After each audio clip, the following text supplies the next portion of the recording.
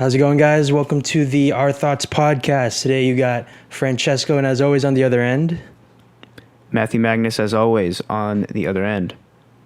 and today we're going to be talking about some anime. Now, I personally really love Dragon Ball Z. Always been a favorite of mine. There's a little bit where I like Yu Yu Hakusho. I haven't really watched like any of the new stuff. I like Ponyo. My Hero Academia. Ponyo's my favorite. Oh, Ponyo's good. Yeah. All the movies, like I forget, like Spirited Away and all those ones are really good. I think. Oh wait, hold on. Oh shit! Never mind. It's Aminé. Oh shit! All right, we gotta Okay, hold on. Let's restart. Scratch this because I need to do my research. All right.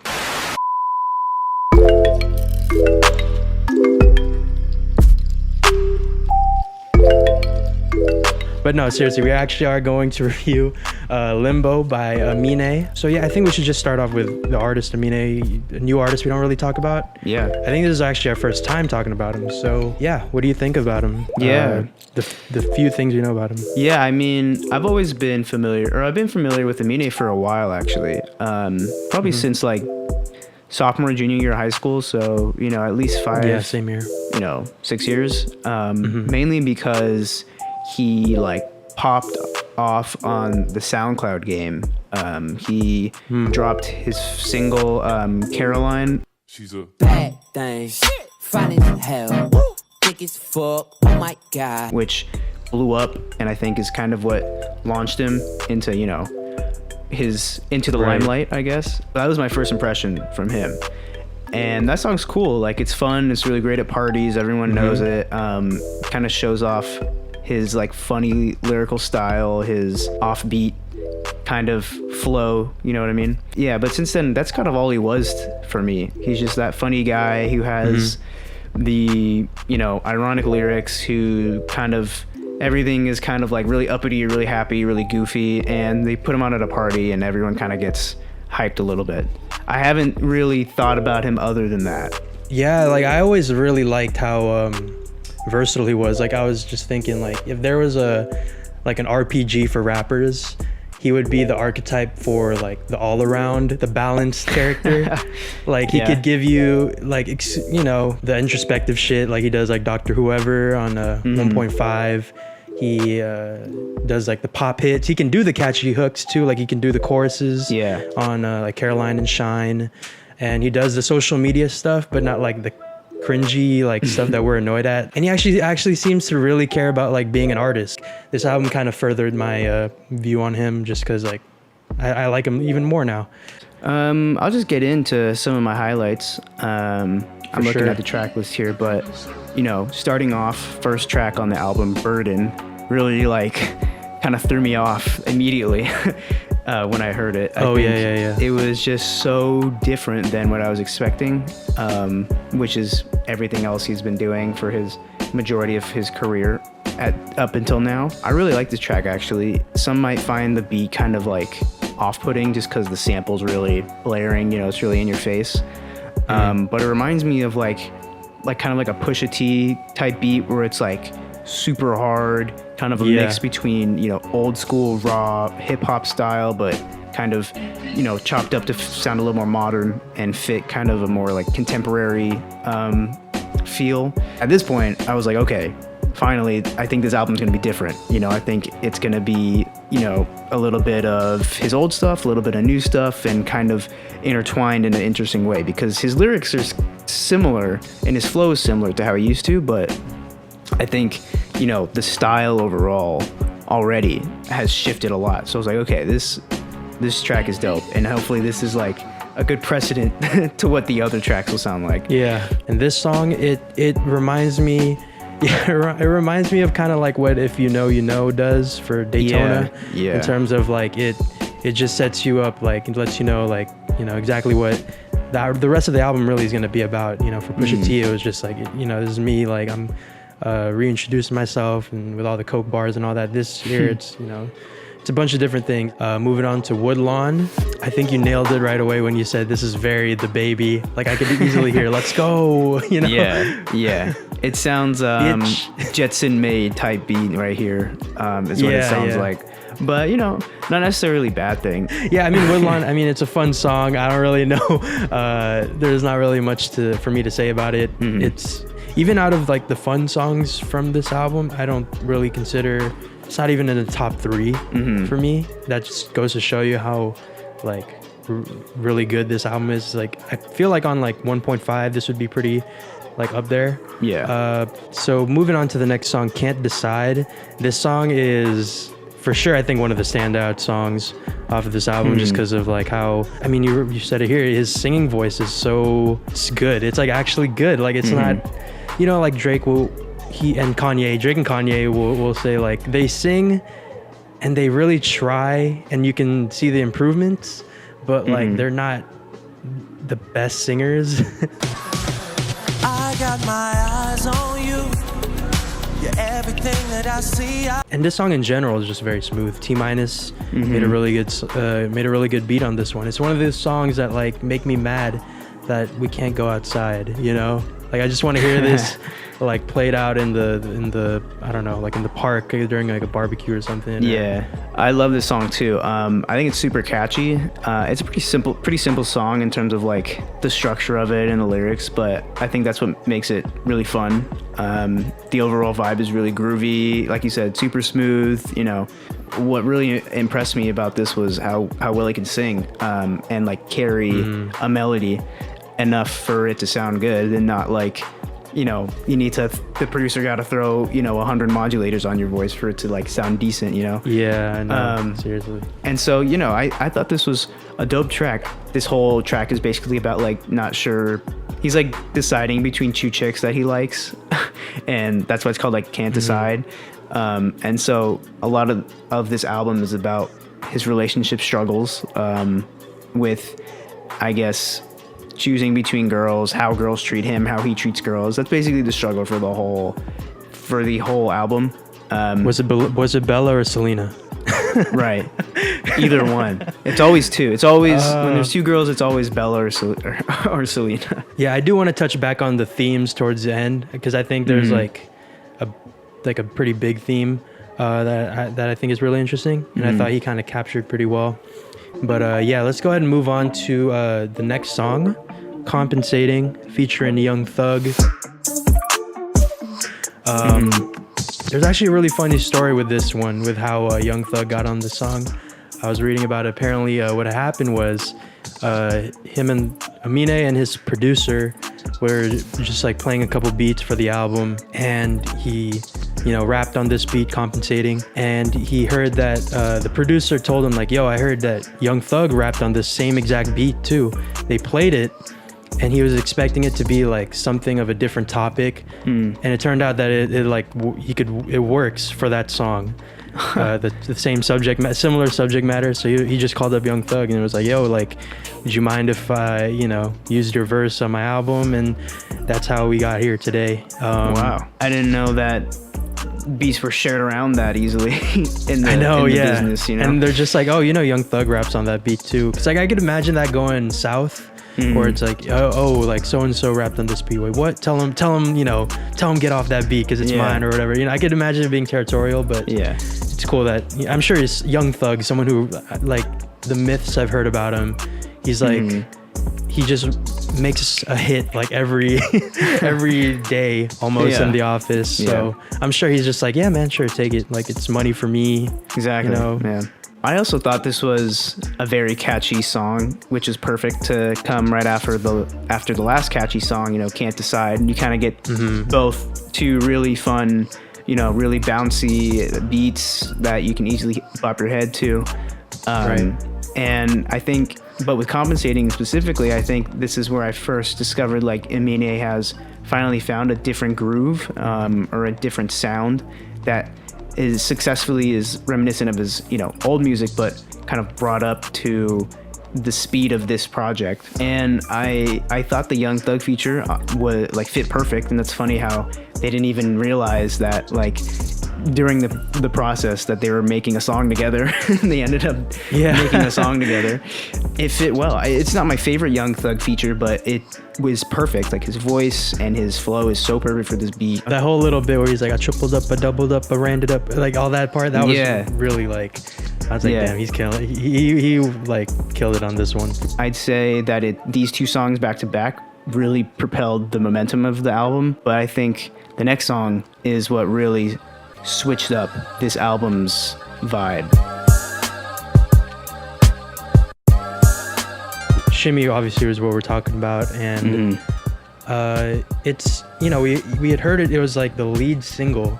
It sounds so much better within the context of the rest of the album, and especially like how it switches up everything, because I think up to this point we've been getting really fun songs that are mainly about the melody. But this one, he actually showed that he can make a pop single off of like just like his flow, some of the lyrics that he has on there, and that whole like, I forget what song that is, but we all know that like, no, shimmy ya, shimmy yay. You know that song that I'm talking about, where it's like they always played it in like early 2000s movies whenever they needed to have some hip hop song in there. Like it's music. Like I could easily see someone older than us being like, this is kind of weird, this is trash, but this is very like nostalgic for us, you know. There's some aspects of it. I think within the context of the album, it's the perfect segue into the different direction this album kind of turns midway through. I think we really want to get into the next song. Yes. Pressure in My Palms. Pressure in My Palms, I know for sure, like this is a song that you would like. Like when I first listened to it, I was like, yo, Matt's gonna like, because like it's so, this is like as close to like an aggressive flow that you're gonna get from Aminé. Like he's just not like the aggressive guy. It more or less, it's like you're like braggadocious stuff, but you know, the beat is really dark. Beat is hard comparatively between, you know, obviously between like Compensating and this one. It's a little more darker. It feels like a late night type of song. Yeah, the sample, the beat, the features, the lyrics, like everything about this song is dope, and everything about this song is like is what I didn't know that I needed from Aminé, if that makes sense. It's like I knew I needed something new. I didn't know what it was, and I think this is kind of the lane I really like, or the bag that he's in, you know, whatever it is, like that I really enjoy. I think it's way more artistic and interesting than some of his last, you know, album cut songs that aren't the, you know, pop singles and that you hear on the radio. And you know, the fact that he has songs like that on this album that aren't even the flagship songs or the flagship you know, radio hits is really cool. That kind of just is a testament to his songwriting ability. And the use of the features on this track was really cool, because like most of the features on this album, they're pretty short. You know, they've got maybe 8. I blinked and Slow Tie's verse was over. Yeah, it was like 8 to 16 bars, if that, from each artist. I think they did just enough per each song, especially here. Like Slow Tie, you know, if I was hearing too much of Slow Tie, I think I would get lost a little bit. Vince Staples and Slow Tie, like I think they go together pretty well. I think they're similar in their style. Like Vince Staples is kind of funny but delivers it serious. But then Slow Tie is like delivers it funny, but he's talking about regular stuff just because of like how his voice sounds. I don't know if that's mean, but like okay, so like the day I played this album, I was like, what does this song remind me of so much? And I'm like, I couldn't put my finger on it. It was like the 808s, it was the flow, it was like it was something about it was like, this sounds so familiar. And I realized that the 808 pattern and the flow that they perform on this track is almost exactly like Broke Bitch by Tiny Meat Gang. And I want you, we'll play it here, but I was gonna say, please put it in here. Yeah, just play it back to back. This is Britney Spears when she was bald, nigga. Punkin' niggas way before they was punk, nigga. Smoking Ashton Kush, so I calm down, nigga. We don't want it. Walkman doing laps, it got us on the run. Bitch, you know when that we on the roll and that the tape is done. I'm whipping something foreign with expired tags, signing on. And so now whenever I love it. Whenever I play it, I just start like rapping the broke Rapping bitch lyrics from Broke Bitch. and it fits so well. It's so funny. I'm like, this is perfect. That's why I love this. Just another reason for me to love this song. It's just so funny that how close they are. What you see in the sample credits, it's like a sample Yeah. Broke Bitch TMG. Cody Co. Yeah, and also I think the way that Aminé comes in on that third verse, remember there's that little breakdown and he goes like, oh, lyrics on my, what is he? He's like Googling like his lyrics. And then he just comes in, the beat breakdown, it like changes up. And I think that moment was super cool. Like, Yeah, I don't the know beat why. switch. Like I got so hype off of that. But that, I know you're about to say this. I'm like stealing your flow here. But yeah, it's also my favorite song off this album. Yeah. Matt as well. So yeah, Pressure My Palms definitely one of the standout. Next song we can just kind of go over just because it's pretty straightforward. It's not really, I mean, Riri, you're gonna get a lot of trillers and TikToks off of it. I already You're not know. Rihanna, but you ain't a savage. Yeah. Or whatever. You is a savage. I can That's a pretty fun lyric. That's a pretty cool I lyric. can see already like some kid like hitting the whoa and then like his outfit changes to like when the beat drops. I can see Little that window, already. the mirror wiping thing. The mirror wipe. But this is definitely one of those TikTok worthy songs. Doesn't mean it's bad, but it's just weird that now you know when a song is going to end up on TikTok and then immediately it just loses like all value.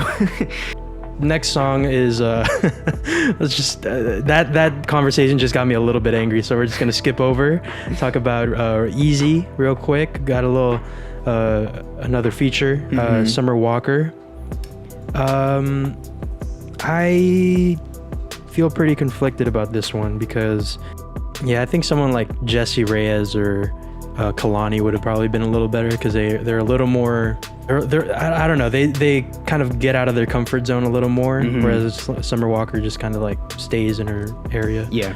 Probably the worst song on the album, but again, that's not saying much because it's like all like, you know, solid 8s and 10, you know, a couple 9s, couple 10s. So to have like a 4 in there is like, it's like not, you know, it's not the end of the world. That's it. This was again where you said where things started to kind of lose me a little bit, where I started veering off the path. But luckily, I think he kind of brought it back just in the last moment. Yeah. Kind of brought the back on track just to end it off with a bang. So I guess moving on to the next track, Fetus, which I kind of hate that word, but so it's like weird that he named a song that after that. This track is really interesting, and I don't know why it was all the way at the end, which really threw me off, but in a good way, I guess. The beat is like really cool, I think. Some people might think It reminds me, you know what it reminds me of? It reminds me of MGMT, you know, with like those little weird like synths that you'll hear like all of a sudden. Yeah. That's just like what I equated it to. Yeah, it's cool. It's really distorted. It's super metallic and dystopian, I said here, and it gives off a really different vibe that I wish he would kind of explore more. I feel like this could have been a little bit more than it was. It felt kind of stripped back and at least held back by the beat itself. I think Aminé wanted the beat to do the talking in terms of where he was going on this track, but I think to get the full picture of what he was trying to do, I would have liked to have some of those same elements brought over to like his voice, or you know, how it sounds. Maybe it sounds distorted, or maybe it sounds muffled, you know. I would like to see him like having a couple more songs like this where it's just a straightforward beat, nothing gimmicks or anything, no fun to it, just straightforward him and a beat.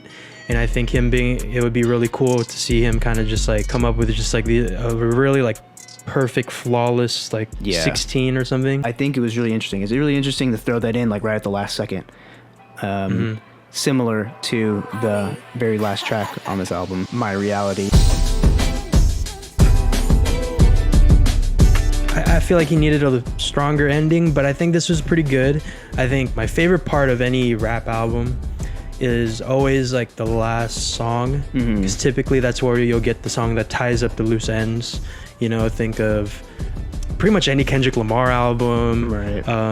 Lost and Found off of Corday's album. Like thematically, it just kind of ties it all in. And I think this one did an okay job.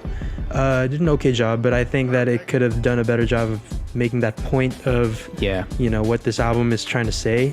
Yeah, this is, I mean, pretty obvious and blatant Kanye influence on this one. I mean, like I said on my notes here, it sounds straight off of My Beautiful Dark Twisted Fantasy with the chipmunk soul, the chipmunk soul feature, and like My Reality, that like flow is really similar to a lot of Kanye's older stuff. But he also brings in other Kanye influences, not from just one project. Like he has one part where he kind of sings in the super auto-tuned, muffled, very 808s and heartbreaks. Yeah, exactly. It sounds straight out 808s and heartbreaks. So it was cool, like seeing the influences come to play and mend with Aminé, and he does it really well.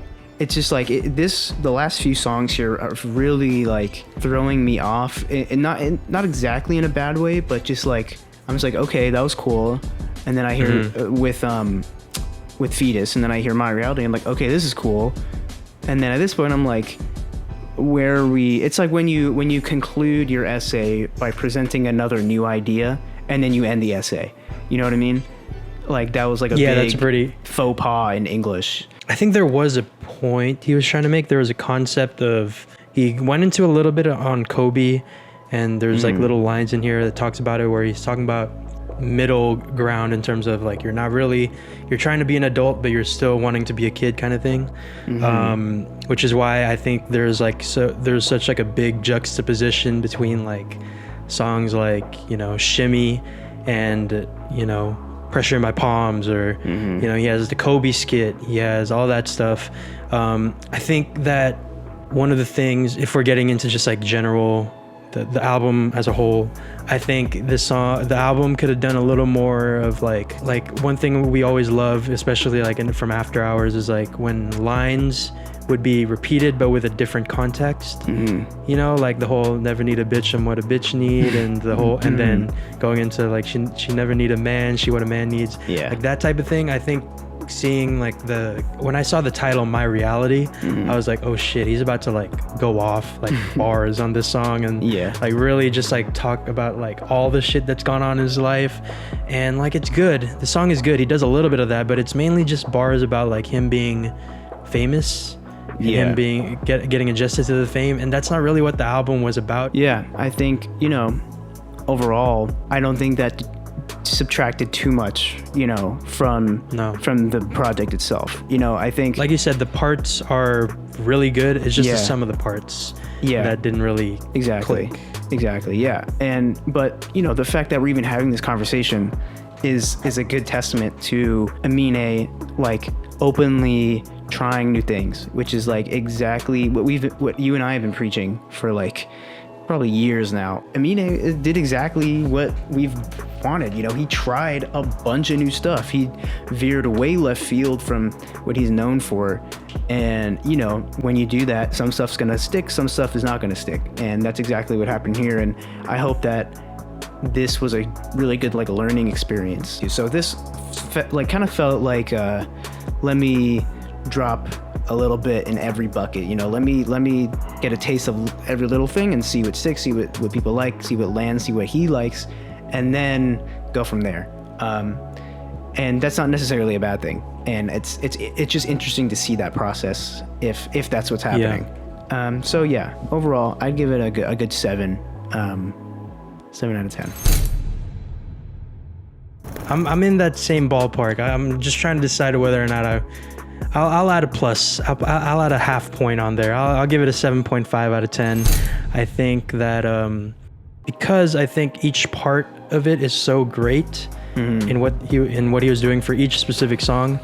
But again, once it kind of clicks and you try to make it a whole project, like for example, if this was like just labeled as a mixtape, I think I would probably push it to the 8. A mixtape, it's kind of like you have less expectation for it to be cohesive, but this is an album. It's one body of work, so I think as one body of work, it just doesn't transition or make a point as well as I think it could have.